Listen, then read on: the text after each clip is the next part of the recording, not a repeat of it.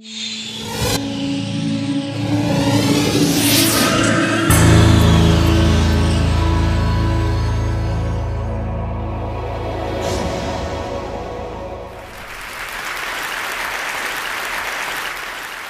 is actually a painting that hangs at the Countway Library at Harvard Medical School.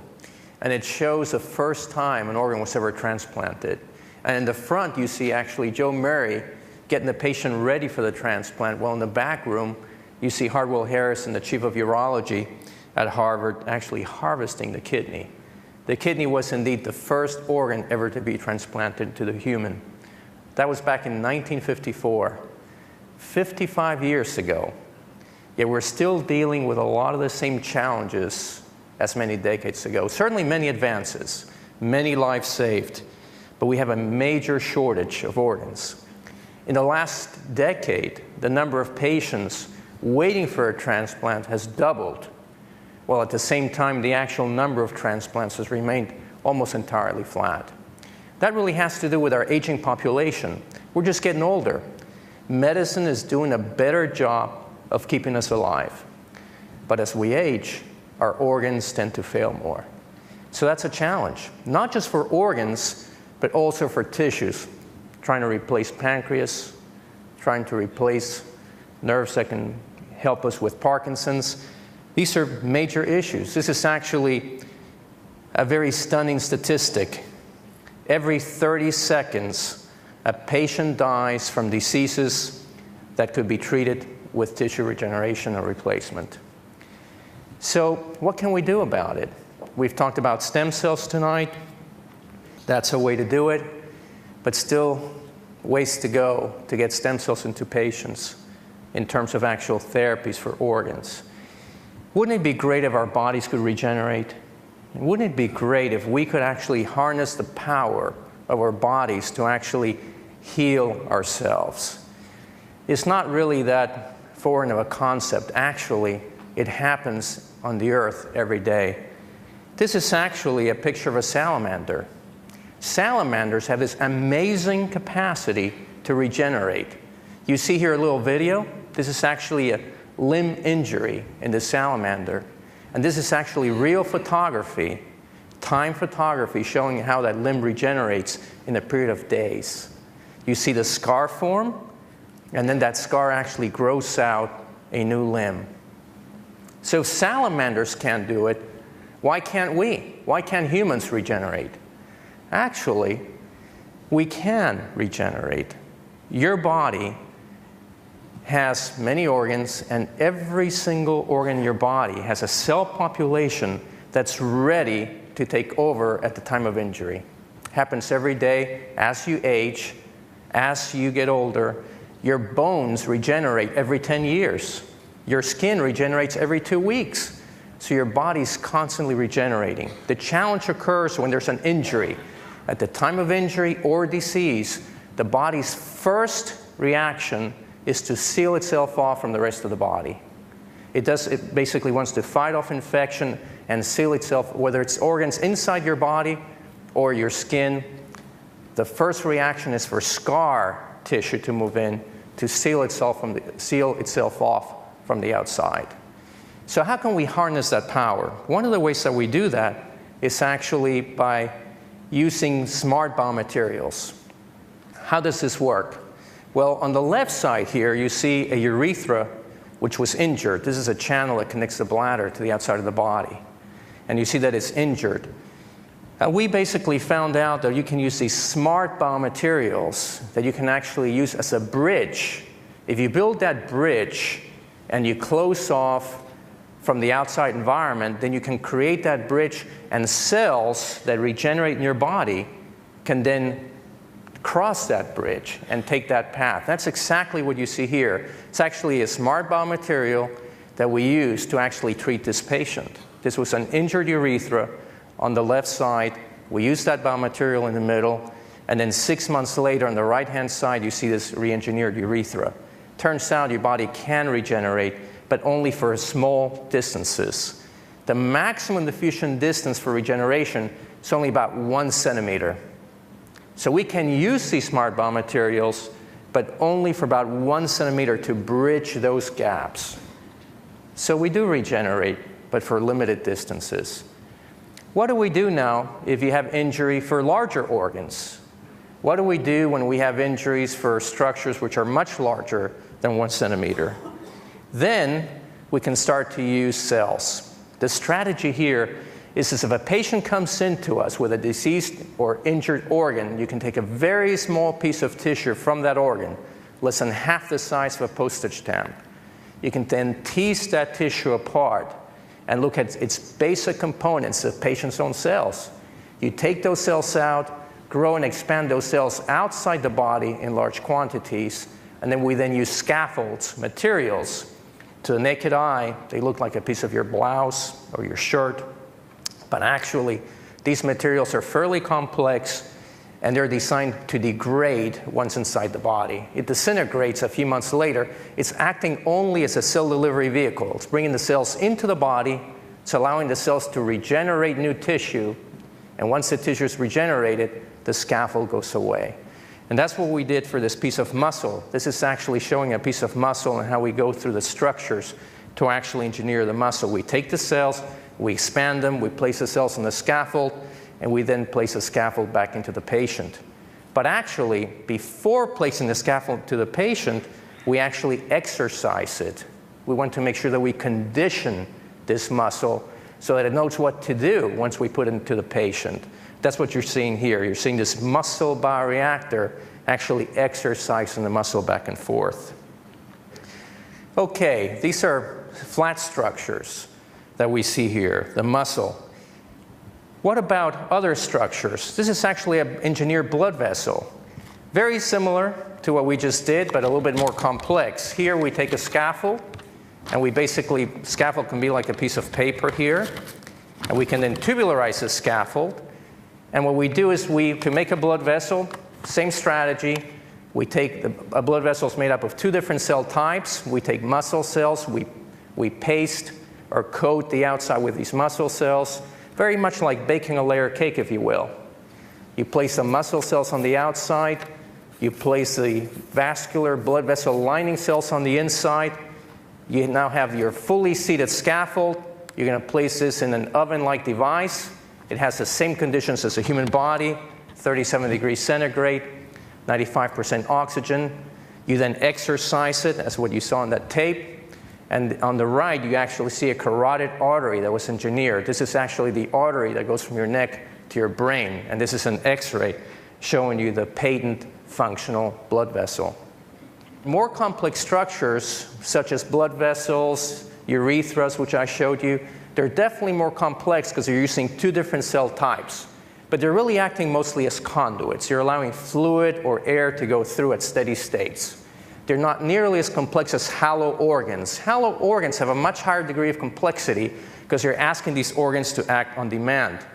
So the bladder is one such organ. Same strategy. We take a very small piece of the bladder, less than half the size of a postage stamp.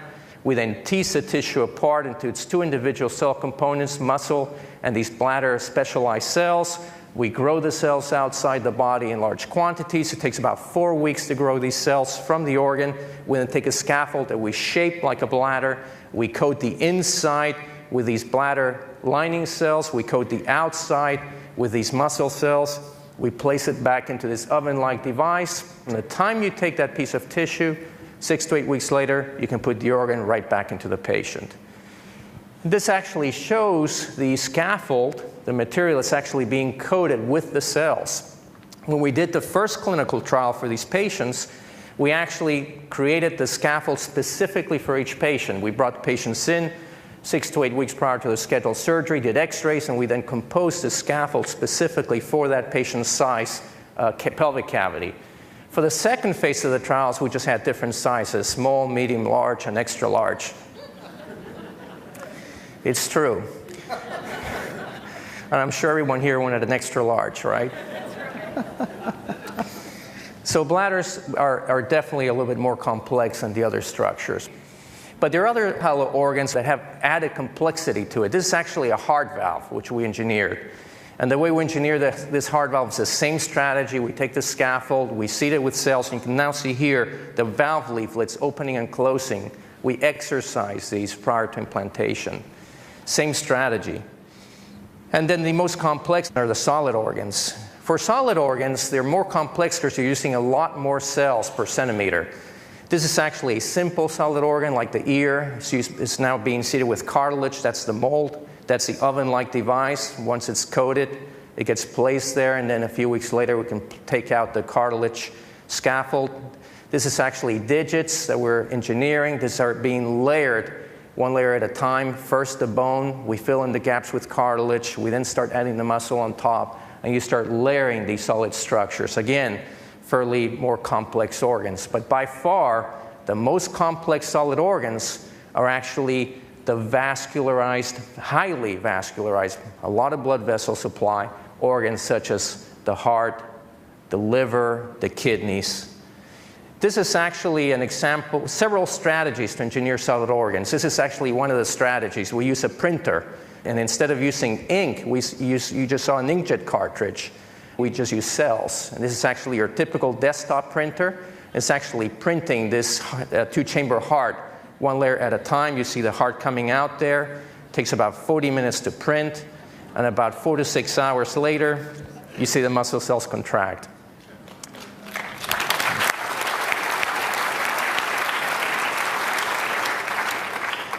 This technology was developed by Tao Zhu, who worked at our institute, and this is actually still, of course, experimental, not for use in patients. Another strategy that we have followed is actually to use decellularized organs. We actually take donor organs, and organs that are discarded, and we then can use very mild detergents to take all the cell elements out of these organs. So, for example, on the left panel, top panel, you see a liver. We actually take the donor liver, we use very mild detergents, and by using these mild detergents, we take all the cells out of the liver. 2 weeks later, we basically can lift this organ up. It feels like a liver. We can hold it like a liver. It looks like a liver, but it has no cells. All we are left with is the skeleton, if you will, of the liver, all made up of collagen, a material that's in our bodies that will not reject. We can use it from one patient to the next. We then take this vascular structure, and we can prove that we retain the blood vessel supply. You can see actually that's a fluoroscopy. We're actually injecting contrast into the organ. So now you can see it start. We're injecting the contrast into the organ, into this decellularized liver, and you can see the vascular tree that remains intact. We then take the cells, the vascular cells, blood vessel cells, we perfuse the vascular tree with the patient's own cells. We perfuse the outside of the liver with the patient's own liver cells, and we can then create functional livers, and that's actually what you're seeing. This is still experimental, but we are able to actually reproduce the functionality of the liver structure experimentally. For the kidney, as I talked to you about the first painting that you saw, the first slide I showed you, 90% of the patients on the transplant wait list are waiting for a kidney. 90%. So another strategy we're following is actually to create wafers that we stack together, like an accordion, if you will. So we stack these wafers together using the kidney cells, and then you can see the kidney, these miniature kidneys that we've engineered, they're actually making urine. Again, small structures. Our challenge is how to make them larger, and that's something we're working on right now at the Institute. One of the things that I wanted to summarize for you then is what is the strategy that we're going for in regenerative medicine? If at all possible, we really would like to use smart biomaterials that we can just take off the shelf and regenerate your organs. We are limited with distances right now, but our goal is actually to increase those distances over time.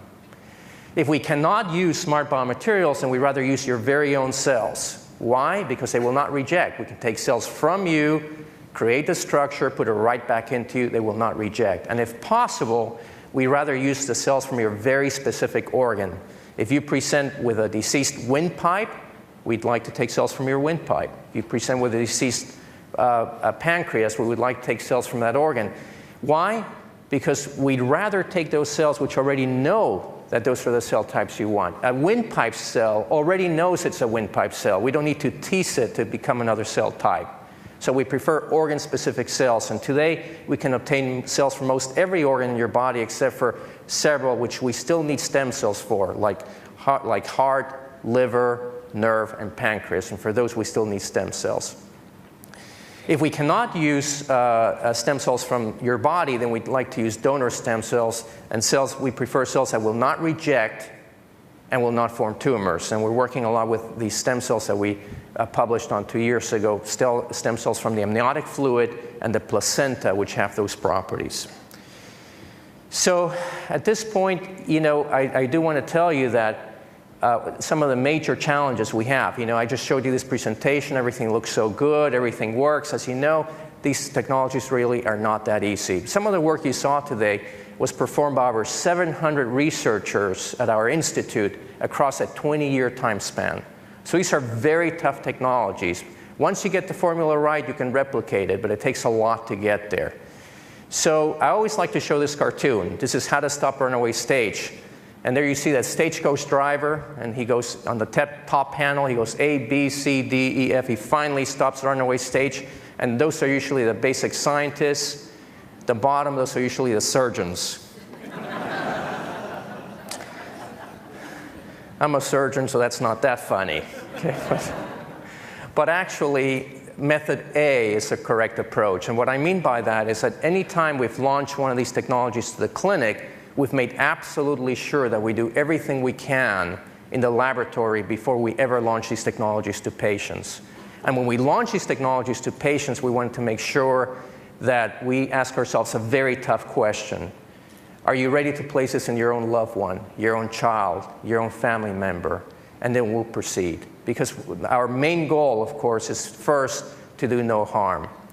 I'm going to show you now a very short clip. It's a 5-second clip of a patient who received one of the engineered organs. We started implanting some of these structures over 14 years ago.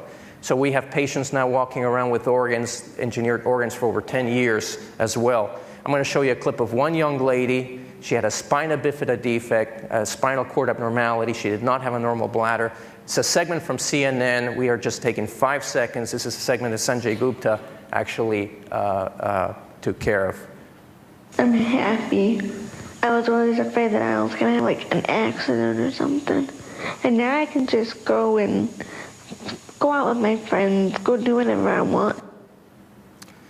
See, at the end of the day, the promise of regenerative medicine is a single promise. And that is really very simple: to make our patients better. Thank you for your attention.